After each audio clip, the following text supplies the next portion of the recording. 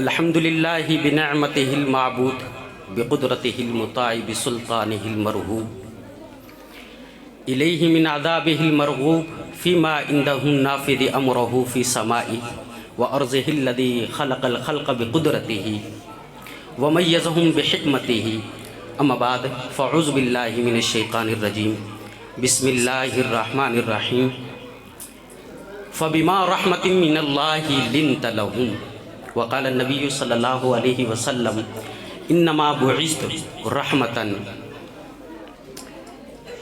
کچھ کفر نے فتنے پھیلائے، کچھ ظلم نے شعلے بھڑکائے، سینوں میں عداوت جاگ اٹھی، انسان سے انسان ٹکرائے، پامال کیا برباد کیا کمزور کو طاقت والوں نے، پامال کیا برباد کیا کمزور کو طاقت والوں نے، جب ظلم و ستم حد سے گزرے تشریف محمد لے آئے، رحمت کی گھٹائیں لہرائیں، دنیا کی امیدیں بر آئیں، اخلاق کے موتی برسائے، اخلاق کے موتی برسائے۔ سب سے پہلے تمام مرد اور خواتین کو ایک کنز العمال کی روایت ہے۔ رسول اللہ صلی اللہ علیہ وسلم نے فرمایا کہ جب مسجد کا ماحول بنتا ہے، اس میں مسجد کے ماحول کو ایک پاکیزہ ماحول کہا گیا ہے۔ اگر اس مسجد میں شور ہو تو فرشتے اعلان کرتے ہیں اسکت یا حبیب اللہ، اے اللہ کے دوست خاموش ہو جا، اے اللہ کے دوست خاموش ہو جا۔ یہ کئی مرتبہ اعلان ہوتا ہے اسکت یا حبیب اللہ، اسکت یا حبیب اللہ، اسکت یا حبیب اللہ۔ اگر بات سمجھ میں نہ آئے، مسجد کا تقدس قائم نہ ہو، تو پھر یہ اعلان ہوتا ہے اسکت یا عدو اللہ، اے اللہ کے دشمن خاموش ہو جا۔ تو مرد و خواتین سے گزارش ہے کہ یہ جو محفل رحمت کائنات کے عنوان سے ہو رہی ہے، بڑی پاکیزہ محفل ہے، اس کے تقدس کو ملحوظ خاطر رکھیں اور توجہ سے گفتگو کو سنیں۔ میرے دوستو، عنوان ہے رحمت کائنات صلی اللہ علیہ وسلم۔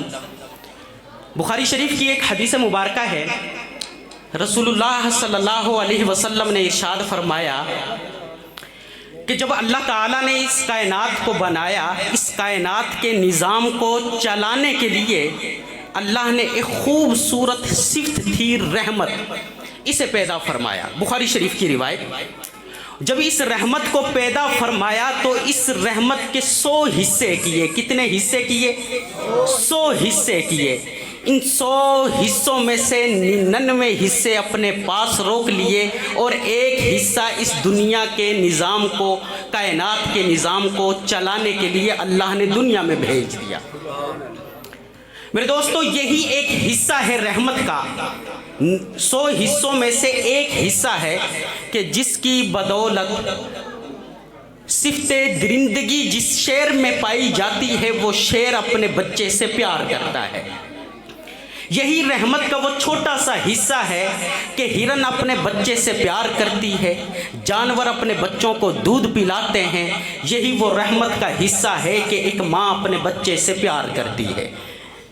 اللہ تعالیٰ نے جب یہ 100 رحمت کے حصے بنائے اور ایک کو دنیا میں بھیج دیا، اب آئی میرے آقا صلی اللہ علیہ وسلم کی باری، تو اللہ تعالیٰ نے اپنے لیے تو رب العالمین کا خطاب پسند کیا کہ تمام جہانوں کو میں پالنے والا ہوں۔ بیت اللہ کے لیے ہدی للعالمین کا انتخاب کیا۔ جب میرے نبی کی باری آئی تو فرمایا وما ارسلناک الا رحمتا للعالمین، کہ پیارے حبیب صلی اللہ علیہ وسلم کو مجسمہ رحمت بنا کر بھیجا گیا ہے۔ اب آپ علیہ السلام کی اس رحمت کا اظہار، توجہ سے بات سنیے گا، میں سادہ انداز میں گفتگو کر رہا ہوں۔ قرآن پاک میں ہے فَبِمَا رَحْمَةٍ مِّنَ اللَّهِ لِنْتَ لَهُمْ، کہ اس رحمت کا اظہار کیا تھا۔ رسول اللہ صلی اللہ علیہ وسلم، میرا عقیدہ، آپ کا عقیدہ، پوری امت مسلمہ کا عقیدہ ہے کہ رسول اللہ صلی اللہ علیہ وسلم رحمت للعالمین ہے۔ اب قرآن پاک خود ہی اس رحمت کے اظہار کو بیان کرتا ہے کہ فَبِمَا رَحْمَةٍ مِّنَ اللَّهِ لِنْتَ لَهُمْ، فبما رحمت من اللہ لنت لہم، کہ رسول اللہ صلی اللہ علیہ وسلم کی اس رحمت کا اظہار یہ ہے کہ آپ علیہ الصلاۃ والسلام بڑے نرم مزاج ہیں، آپ علیہ الصلاۃ والسلام بڑے سلیقے سے گفتگو کرنے والے ہیں، گفتار کے درست ہیں، کردار کے سچے ہیں، یہ میرے نبی پاک صلی اللہ علیہ وسلم کی رحمت ہے۔ تو میرے دوستوں میں بات کو آگے بڑھاتا ہوں، مختصر بات کرتا ہوں کہ رسول اللہ صلی اللہ علیہ وسلم طائف کے اس شہر میں گئے جہاں ظالموں کی بستی تھی۔ آپ علیہ الصلاۃ والسلام جب اس مقام پر پہنچتے ہیں، یہ بڑا مشہور واقعہ ہے، دوست احباب اسے جانتے ہیں کہ رسول اللہ صلی اللہ علیہ وسلم جب طائف میں پہنچے تو آپ علیہ الصلاۃ والسلام کے پیچھے عبد یا لیل نامی ایک شخص نے شرارتی بچوں کو لگا دیا۔ تو میں رحمت کی بات کر رہا ہوں کہ آپ علیہ الصلاۃ والسلام وہاں سے آئے اور صورتحال یہ تھی کہ آپ علیہ الصلاۃ والسلام کے جو جوتے ہیں وہ خون سے رنگین تھے۔ یہی صورتحال تھی، ہم نے واقعہ سنا ہے، بڑی دفعہ سنا ہے۔ آپ علیہ الصلاۃ والسلام ریاست مدینہ کے سربراہ بن چکے ہیں۔ حضرت مغیرہ بن شعبہ رضی اللہ تعالی عنہ نبی اکرم صلی اللہ علیہ وسلم کی خدمت میں حاضر ہوتے ہیں، اور حضرت مغیرہ بن شعبہ رضی اللہ تعالی عنہ فرماتے ہیں کہ وما ارسلناک الا رحمۃ للعالمین کا جو عملی اظہار ہے، آپ علیہ الصلاۃ والسلام مجسمہ رحمت جو بن کر آئے ہیں۔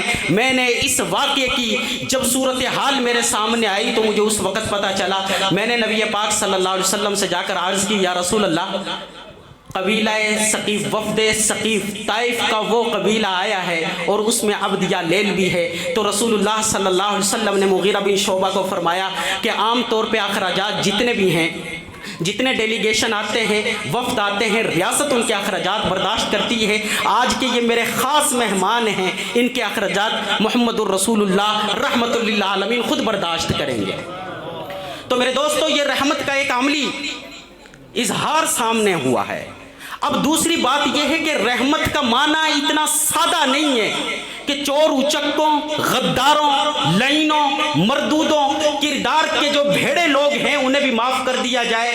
یہ طائف کا جب قبیلہ آتا ہے، وفد آتا ہے، رسول اللہ صلی اللہ علیہ وسلم اس وفد کو، اس ڈیلیگیشن کو اپنی رحمت کی چادر میں ڈھانپ لیتے ہیں۔ جو نہیں آتے، جو نہیں مانتے، رسول اللہ غزوہ طائف کا اعلان فرماتے ہیں۔ میدان بدر سجدہ ہے، فتح حق و باطل کا یہ پہلا مارکہ ہے۔ رسول اللہ صلی اللہ علیہ وسلم کو بڑا ستایا گیا، تکلیفیں پہنچائی گئی، مکہ کی سرزمین پر بچیوں کو طلاقیں بھی ہوئی ہیں، اور یہ وہی دشمن ہیں کہ میدان بدر کے اندر آئے ہوئے ہیں۔ تو واقعہ ہے، بڑا مشہور واقعہ ہے، سیرت کی کتابوں میں لکھا ہے کہ جس جگہ پر صحابہ اکرام نے اپنا پڑاؤ ڈالا ہے، پانی کے جتنے بھی چشمے تھے، جتنا بھی ذخیرہ تھا، یہ صحابہ کے کنٹرول میں ہے۔ دو لوگ دشمنوں کی طرف سے پانی کے لیے آتے ہیں تو رسول اللہ صلی اللہ علیہ وسلم کی خدمت میں وہ پانی کے جو محافظ ہیں وہ آئے، یا رسول اللہ دشمنوں کی طرف سے کچھ پانی لینے کے لیے آئے ہیں۔ تو رسول اللہ صلی اللہ علیہ وسلم نے فرمایا یہ پانی ہے، یہ پوری دنیا کی مشترکہ میراث ہے، یہ سب کے لیے دیا جائے، دشمنوں کو بھی پلایا جائے۔ یہ رحمت کا عملی اظہار ہو رہا ہے۔ دوسری طرف سے دیکھیں، غزوہ بدر ہوا، سارے معاملات ہو گئے، قیدیوں کے لیے کھانا بھی دیا گیا، لباس بھی دیا گیا، سب کچھ دیا گیا، لیکن رسول اللہ صلی اللہ علیہ وسلم نے اس موقع پر ایک اعلان فرمایا کہ دو غدار ہیں، رسول اللہ صلی اللہ علیہ وسلم کی توہین کرنے والے ہیں، سازش ور ہیں۔ آپ علیہ الصلاۃ والسلام نے میدان بدر میں رحمت کے یہ نمونہ جہاں دیا ہے، آپ علیہ الصلاۃ والسلام نے فرمایا کہ ان غداروں کو لٹکا دو۔ تو میرے دوستو، جب اتنی عظیم ترین شخصیت جو رحمت کا سب سے بڑا مظہر ہے اور رحمت کا مجسمہ ہے، تو جتنے بھی مرد و خواتین ہیں، ہمیں اب چاہیے کہ ہمارا عشق، ہماری محبت اس شخصیت سے بھرپور ہونی چاہیے۔ قرآن پاک کی آیت ہے جس کا خلاصہ میں آپ کے سامنے رکھوں کہ اللہ تبارک و تعالیٰ نے ارشاد فرمایا کہ رسول اللہ کی محبت اولاد کی محبت سے زیادہ ہو، اور اولاد سے محبت کم، رسول اللہ صلی اللہ علیہ وسلم سے محبت زیادہ ہو۔ اولاد سے بڑھ کر، والدین سے بڑھ کر، رشتہ داروں سے بڑھ کر، مال و دولت سے بڑھ کر، تجارت سے بڑھ کر، مساکین جتنے بھی یہ گھر ہیں، بڑے محلات ہیں، ان سے بڑھ کر جو محبت ہونی چاہیے وہ رسول اللہ صلی اللہ علیہ وسلم سے ہونی چاہیے۔ اب ہمارے یہاں محبت کا ایک عجیب قسم کا معیار رکھ دیا ہے۔ لوگ کہتے ہیں کہ عشق کے اندر بھنگڑے ڈال لو، ڈانس کر لو، یہ محبت ہے۔ میرے دوستو یہ محبت نہیں ہے۔ پھر محبت کے دکھلاوے پہ بڑے بڑے کام بھی کیے جاتے ہیں، تو بڑے لباس کے اندر بھی بڑے ایسے محبت کرنے والے ہمیں نظر آتے ہیں، لیکن عمل اور کردار کے حوالے سے وہ محبت نہیں کر رہے ہوتے۔ بڑا ایک مشہور واقعہ ہے، مختصر سی میں بات کروں کہ بڑا مشہور واقعہ ہے کہ سلطان نور الدین زنگی رسول اللہ صلی اللہ علیہ وسلم خواب میں آتے ہیں۔ آ کر آپ علیہ الصلوۃ والسلام ارشاد فرماتے ہیں کہ میرے دو دشمن مدینہ میں پل رہے ہیں، آپ سکون سے سو رہے ہو۔ تو سلطان نور الدین زنگی اب اسی پریشانی کے اندر ہی ان دشمنوں کو پکڑتے ہیں۔ تو دشمنوں کی جو صورت ہے، لمبا واقعہ، تفصیل کی ایک واقعہ ہے۔ ان کی صورتحال یہ تھی، بڑے بڑے جبے، بڑے بڑے قبے ہیں، اور جو ان کا ایک عملی نمونہ جو تھا وہ یہ تھا کہ وہ مدینہ کے اندر ننگے پاؤں چلا کرتے تھے۔ وہ کہتے کہیں ایسا نہ ہو جائے کہ رسول اللہ کا قدم جس جگہ پہ لگا ہو ہماری جوتیاں لگ جائیں۔ لیکن کیا تھے وہ؟ غدار تھے، اور رسول اللہ صلی اللہ علیہ وسلم کا مجسمہ نکالنے کے لیے آئے تھے۔ وہ ایسی محبت نہیں، محبت تو ایسی ہونی چاہیے کہ سلطان عبد الحمید، خلافت عثمانیہ کے جو بادشاہ ہیں سلطان عبد الحمید، اس نے جرمن سے ایک معاہدہ کیا۔ معاہدے کے اندر جرمن سے لے کر یہ ایک پٹری بنانی تھی، تو سلطان عبد الحمید نے یہ معاہدہ منظور کیا۔ معاہدہ جب مدینہ کے قریب یہ پٹری پہنچی تو حضرت سلطان عبد الحمید کو پتہ چلا کہ جو یہ پٹری لگائی جا رہی ہے، اس پہ جو تخت لگائے جا رہے ہیں، ہتھوڑا مارا جاتا ہے، اس سے آواز پیدا ہوتی ہے، اور قرآن کا فیصلہ یہ ہے کہ لا ترفعوا اصواتکم، نبی کے شہر کے اندر شور نہ ہو۔ تو سلطان عبد الحمید نے کہا کہ اس کا کوئی حل نکالو۔ حل نکالا گیا کہ کپڑا لپیٹ کر، کچھ ربڑ لپیٹ کر یہ پٹری بچھا دی گئی۔ جب ٹرین اس پہ چلائی گئی تو پتہ چلا کہ اس ٹرین کا جو شور ہے وہ اس سے بھی زیادہ ہے۔ تو سلطان عبد الحمید نے کہا کہ بھئی یہ جتنا بھی ہمارا معاہدہ ہوا یہ سارا منسوخ ہے۔ لوگوں نے کہا کہ بڑا روپیہ خرچ ہوا ہے، بڑا پیسہ خرچ ہوا ہے۔ سلطان عبد الحمید نے کہا کہ روپیہ میرے نبی کی محبت سے زیادہ بڑھ کر نہیں ہے میرے لیے۔ تو یہ رکوا دیا، اور آج تک تاریخ کے اندر لکھا ہوا ہے کہ رکا ہوا ہے۔ تو میرے دوستو، جو محبت ہے وہ بڑی بڑھ کر کرنی چاہیے۔ اور یہ جو دنیا ہے، جو آخری بات کہ اسرائیل، مولانا عظیم صاحب، اسرائیل کی یونیورسٹی ہے، وہاں کا مقالہ میرے سامنے آیا۔ وہ مقالہ میں نے پڑھا تو اس میں اسرائیل کا ایک یہودی ہے، یہودی کیا لکھتا ہے؟ یہودی یہ لکھتا ہے کہ مسلمانوں کے اندر جھوٹ بھی ہے، سب کچھ ہے، لیکن اس سے ہم مسلمانوں سے جیت نہیں سکتے۔ مسلمانوں کے دل میں ایک چیز ہے، وہ ہے عشق مصطفیٰ، محبت مصطفیٰ، اسے نکالو تو پھر جیتیں گے۔ تو میں یہ کہنا چاہتا ہوں کہ جیسے مجنوں تھا، مجنوں بیت اللہ کے اندر حتیم کے پاس دعا مانگ رہا تھا، تو لیلا کا ابا آ گیا۔ لیلا کے ابے نے مجنوں کو دیکھ کر کہا کہ یہ دعا مانگ رہا ہے، تو اس سے میں اپنے مطلب کی بات کر لوں۔ لیلا سے کہا کہ مجنوں سے کہا کہ آپ اللہ سے یہ دعا کریں کہ اللہ تیرے دل سے محبت لیلا کو نکال دے۔ اگرچہ مجنوں کا جو یہ عشق ہے، محبت ہے، جھوٹی ہے، ناجائز ہے، شرعاً درست نہیں ہے۔ تو اب مجنوں دعا کرنے لگا، مجنوں کہنے لگا کہ اللہ مال و دولت کی محبت میرے دل سے نکال دے، دنیا کی محبت میرے دل سے نکال دے، لوگوں کی شہرت کی محبت میرے دل سے نکال دے، اشعار کی محبت میرے دل سے نکال دے، لیکن یا اللہ لیلا کی جو محبت ہے وہ میرے دل کے اندر اور پختہ کر دے۔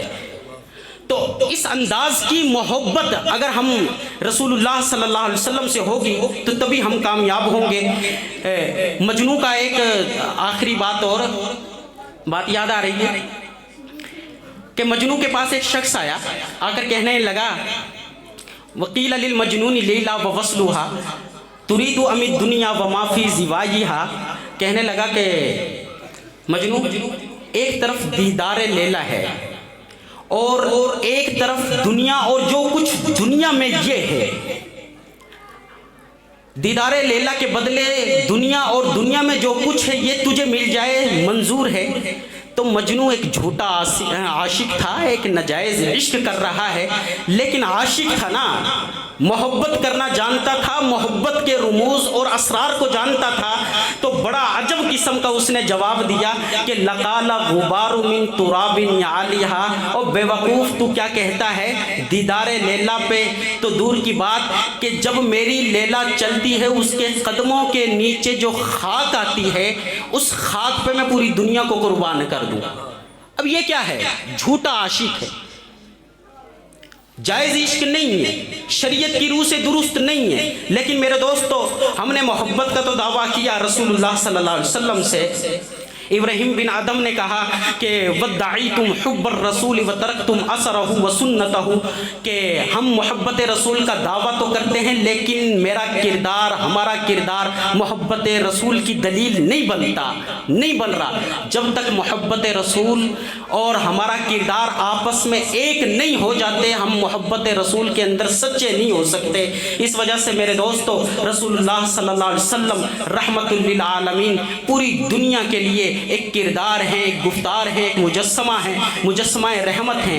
ہمیں آپ علیہ الصلاۃ والسلام کی محبت کے اندر، آپ علیہ الصلاۃ والسلام کے عشق کے اندر اور رحمت کائنات کے اس عنوان کے نیچے اپنی زندگی گزارنی چاہیے۔ اللہ تعالیٰ سے دعا ہے کہ اللہ تعالیٰ ہمارے دلوں کو سرور محبت مصطفیٰ عطا فرما دے۔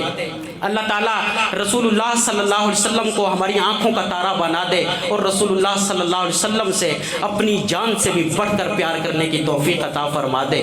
وآخر دعوانا ان الحمد للہ رب العالمین۔